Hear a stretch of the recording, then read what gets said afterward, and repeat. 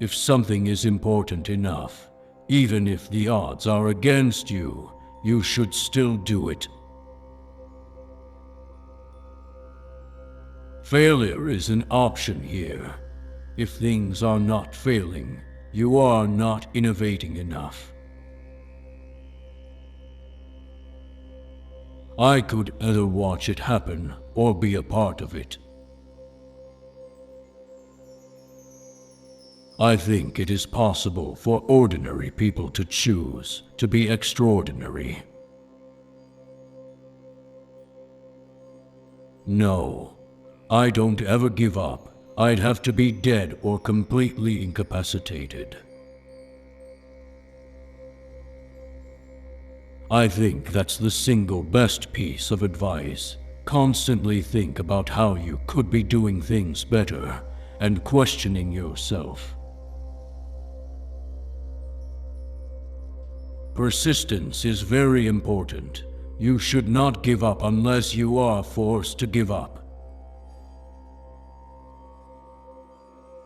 People work better when they know what the goal is and why. It is important that people look forward to coming to work in the morning and enjoy working.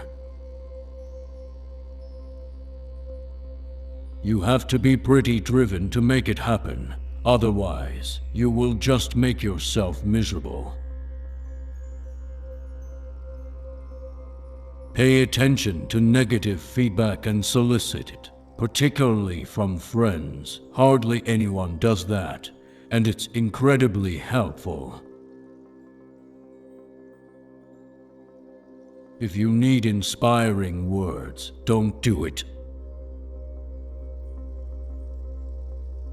Life on Earth must be about more than just solving problems. It's got to be something inspiring, even if it is vicarious. Any product that needs a manual to work is broken. The first step is to establish that something is possible. Then probability will occur. There is a tremendous bias against taking risks. Everyone is trying to optimize their discovering. Great companies are built on great products. I think it would be great to be born on Earth and to die on Mars, just hopefully not at the point of impact. For my part, I will never give up, and I mean never. When you struggle with a problem, that's when you understand it. Being an entrepreneur is like eating glass and staring into the abyss of death. I think it's very important to have a feedback loop where you're constantly thinking about what you've done and how you could be doing it better. I tend to approach things from a physics framework, and physics teaches you to reason from first principles rather than by analogy. You want to have a future where you're expecting things to be better, not one where you're expecting things to be worse.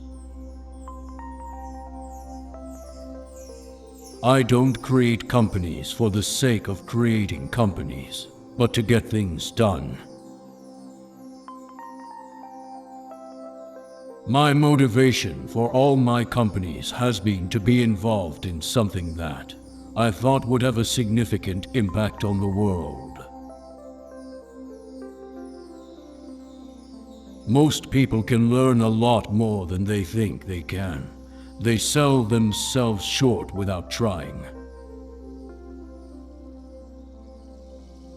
Starting and growing a business is as much about the innovation, drive, and determination of the people who do it as it is about the product they sell. If you're trying to create a company, it's like baking a cake.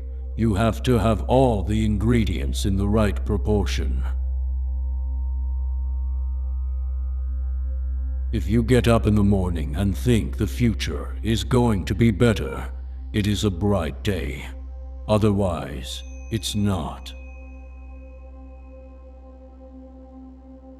Engineering is the closest thing to magic that exists in the world. It is remarkable how many things you can explode. I'm lucky I have all my fingers. Many things are improbable, only a few are impossible. If humanity doesn't land on Mars in my lifetime, I would be very disappointed. Some people don't like change, but you need to embrace change if the alternative is disaster. I don't think it's a good idea to plan to sell a company. Land on Mars, a round-trip ticket $500,000, it can be done. My mentality is that of a samurai. I would rather commit seppuku than fail. I think most of the important stuff on the internet has been built. There will be continued innovation, for sure. But the great problems of the internet have essentially been solved.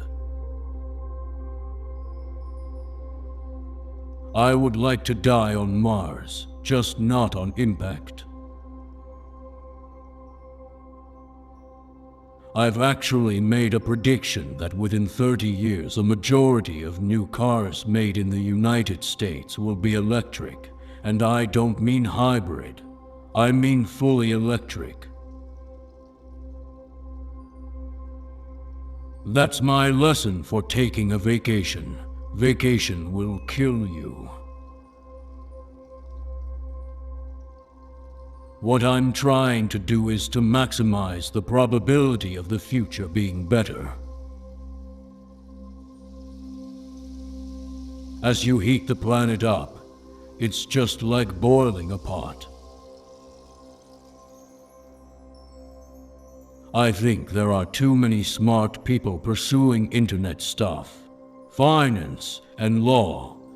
That is part of the reason why we haven't seen as much innovation. When I was in college, I wanted to be involved in things that would change the world. I've actually not read any books on time management. Nobody ever changed the world on 40 hours a week. I don't spend my time pontificating about high-concept things. I spend my time solving engineering and manufacturing problems. We need to figure out how to have the things we love and not destroy the world. Physics is really figuring out how to discover new things that are counterintuitive. Like quantum mechanics, it's really counterintuitive. Weighing too much on someone's talent and not someone's personality, I think it matters whether someone has a good heart. I wouldn't say I have a lack of fear. In fact, I'd like my fear emotion to be less because it's very distracting and fries my nervous system. I'm a Silicon Valley guy. I just think people from Silicon Valley can do anything. If you think back to the beginning of cell phones, laptops, or really any new technology, it's always expensive. It's a fixer-upper of a planet, but we could make it work.